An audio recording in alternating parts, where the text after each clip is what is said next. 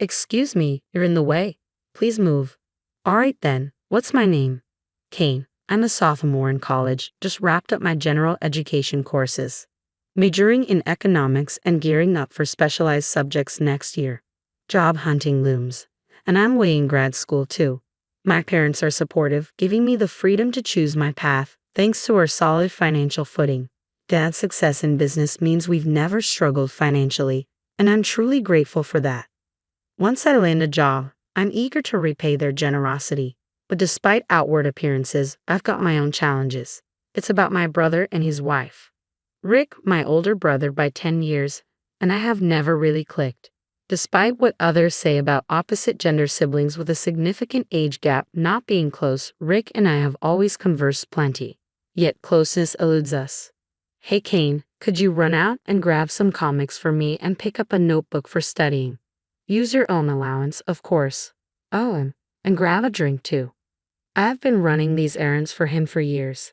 When our parents were around, they'd sometimes intervene, but with both of them working, I mostly just went along out of fear. Even now that I'm an adult, this dynamic hasn't changed. It feels like it's only gotten worse. The tipping point came last year when Rick married Stacy, who's the same age as him. Stacy's attractive, but she's also pretty distant. I didn't warm to her from the start, and it turns out my instincts were spot on. You have a sister. Your parents are well off. I wonder if Caitlin could give us $5,000 as wedding money, Stacy once remarked, despite knowing I'm still in school. Fortunately, my parents stepped in. Kate is still a student living at home. The wedding gift will be the same as ours. Maybe a little extra, they replied firmly. But my brother and Stacy weren't satisfied. That's not fair. You're an adult now. You need to pay up. Yeah, we're family now. It's time to step up, they insisted. To avoid any drama, I reluctantly handed over the money my parents had given me. Frankly, both my brother and Stacy seemed pretty greedy. I had hoped to keep my distance, but they kept showing up at our house despite my objections. They never missed a chance to criticize me for living at home and commuting to college. You're still living at home. You're not planning to be a freeloader forever, are you? I don't want a sister who's just mooching off her parents. Seriously, even if your college is nearby, it's so lame. Why don't you move out? We could save on utilities and groceries, and there'd be more inheritance left for us. My brother said all this despite having commuted from home to college himself and even having to repeat 2 years. Stacy's remarks were just as cutting. My parents are still active and healthy, but she's already talking about inheritance. It's just tactless. I've held my tongue, fearing the reactions, but things have only worsened. Now, for some reason, they're bringing their belongings into our home, despite living just 30 minutes away in a spacious apartment. Rick, this stuff is cluttering up the place. Why bring it here? You have your own home, don't you? Mom finally spoke up, but Rick brushed it off. This is my home too. What's the big deal? Besides, Kane has plenty of stuff here. Kane lives here, after all. Well, I'm also a child of this house. You shouldn't treat your children differently. There's nothing wrong with keeping our things here. Stacy is part of my family now, so she's part of this household. Future in-laws, Rick will eventually inherit everything. Might as well get a head start, right? They continued to disregard my parents' warnings. Then, one day, things escalated further. On a weekend morning, I awoke to the heavy footsteps echoing through the house. Burly men filled every room, following my brother and Stacy as they shuffled belongings around, clearly hired for the task. What about this? Leave it there. But take that one away. Got it. Following my brother's commands, the men began moving drawers that belonged to my parents and me. They even started packing up my college textbooks and other daily essentials. Hey, what's going on? Stop this right now. Well, we were hired by them, one of the movers replied nonchalantly.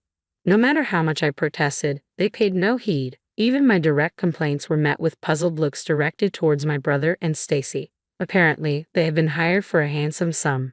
Before I knew it, all the essential items were loaded onto a truck parked outside without a moment's pause.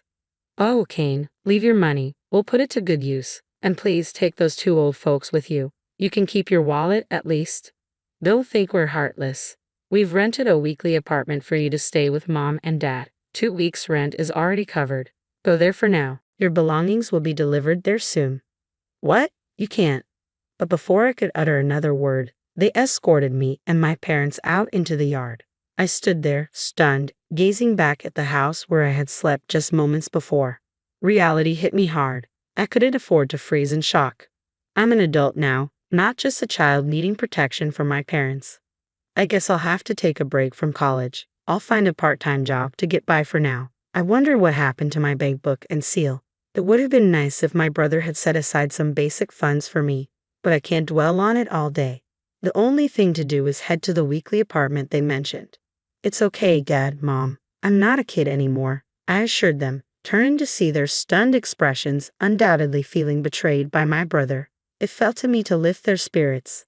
My expectations were shattered, but in a strangely positive way, huh? When I turned back, both of them were smiling. Well, that went better than I thought, didn't it? It happened quicker than we anticipated. What? Hold on, what's going on? As it turned out, they had suspected my siblings' plan all along. Since the moment they started moving their belongings, they have foreseen a day like this. But listen, Kane, people like them won't back down no matter what you say. If anything, they'll dig in deeper when confronted with reason. Exactly. You can't confront someone like Rick directly. Let them think they've won. They'll lower their guard. That's when you strike. What? So this was all part of your plan? Their smiles widened at my question. Your dad didn't build a company from scratch for nothing. It's time to teach you some of the skills that supported him, Kane. I'll show you how to handle situations like this. They suggested we head to the weekly apartment for now. I had thought we would go straight home to confront my siblings, but apparently that wasn't the plan. Following Dad's lead, I walked with a heavy heart, pretending to be deeply discouraged. I feel like we're being followed. Don't worry, Kane. Just act like you don't notice. People like Rick and Stacy thrive on tormenting others. They'll likely report back that we seem downcast. Keep playing along, okay? Taking their advice, I headed to the apartment. Once inside, they announced with renewed energy. Most of the plan has worked. It's time to turn the tables on Rick and his crew. At Mom's signal, Dad made a call. Proceed as discussed. He was arranging with a moving company. It appeared one of Dad's trusted employees was ready to oversee the operation. Soon, movers were streaming into our home. Boss, everything is proceeding according to plan. Your son and daughter-in-law appear to be quite surprised. Well, that's to be expected. Keep going. Through the phone, there was a murmur of live updates. Apparently, Dad had briefed the movers on which items to take. The sounds of safes and other valuables being moved filled the space. What's going on? Are you barging into someone's house like this? What's the deal? Excuse me, should I call the police? No need. We're here at the homeowner's request. Hey, could you please move? You're blocking our way. Wait a minute, that's my safe with my bank book inside. Where are you taking it? Your father requested this. We're moving it to the new house. What's happening here? I was just about to open that safe. It's your father's decision. And Rick, it's quite telling that as his own son, you don't know the safe combination. Clearly, there's a lack of trust. Shut up. You're just an employee. Wait, that jewelry belongs to my mother-in-law. Why are you taking it? This is under the vice president's orders. It's also being moved to the new home. If anything happens to it, you'll be held responsible. What? Hold on, I can't afford that. Please don't interfere. About an hour later, the room fell silent, and I overheard one of the employees. Mr. President, Vice President, all arrangements are complete. Apologies for disturbing you on your day off. No trouble at all, thank you. My father ended the call and turned to me. Let's head to our new home. He guided me to a mansion just as opulent as our previous one, if not more grandiose. What is this place? Our new residence. Yes, Kane, the security here is even tighter. Rick won't find it easy to gain access. And the old house? I sold it discreetly. The broker will take over tomorrow. And what about Rick and Stacy? Don't know, don't care. They might be forced out, but that house was never truly theirs. They'll manage. Exactly, Kane. We have a lot to do today with the move. We need to get everything settled by tonight. Encouraged by my parents, we all got to work. We familiarized ourselves with the layout of the new house and began organizing our rooms and living spaces. By nightfall, everything was in place. That evening, I was so exhausted that thoughts of Rick slipped away, and I fell into a deep sleep. The next morning, after a refreshing rest, my parents filled me in. They had been planning for this day since Rick got married. Rick has always been like that, and I suspected Stacy would follow suit, so I had a contingency plan in place. Moving into this house was part of it. It's a secret even from Rick, ensuring our peace here. What about Rick? I doubt they'll stay quiet after all this. You're right, Rick and his group are upset, but we have a top-notch lawyer from our company. It's clear who's in the wrong here, don't you think? Absolutely. Dad's legal advisor contacted my brother. They've been warned that any further attempts to harm us will result in a lawsuit. If that's how it's going to be, count me out.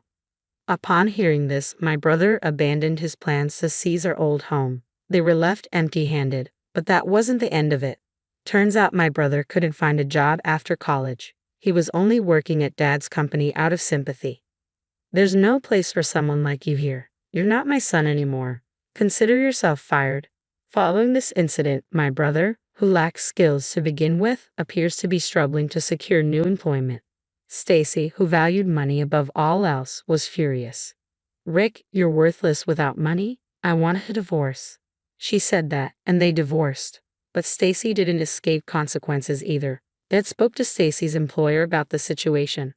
They couldn't afford to keep her, especially if it meant jeopardizing a crucial client relationship. They let Stacy go with the condition that their business relationship would continue as usual. I can't believe this is happening to me. I was supposed to be the boss's wife, living the high life. All those jewels, that mansion, they were supposed to be mine. Stacy complained bitterly, but it was too late. She was left with nothing. Her family knew the situation but showed no intention of helping her. They're strange. Dad filled me in on all this. It made me realize that despite thinking I was grown up, I've been naive. There's still so much I can learn from my parents. I must keep striving to ensure I never end up like my brother or Stacy. Luckily, I still have time before graduating from college, so I'll keep working hard, following my parents' example.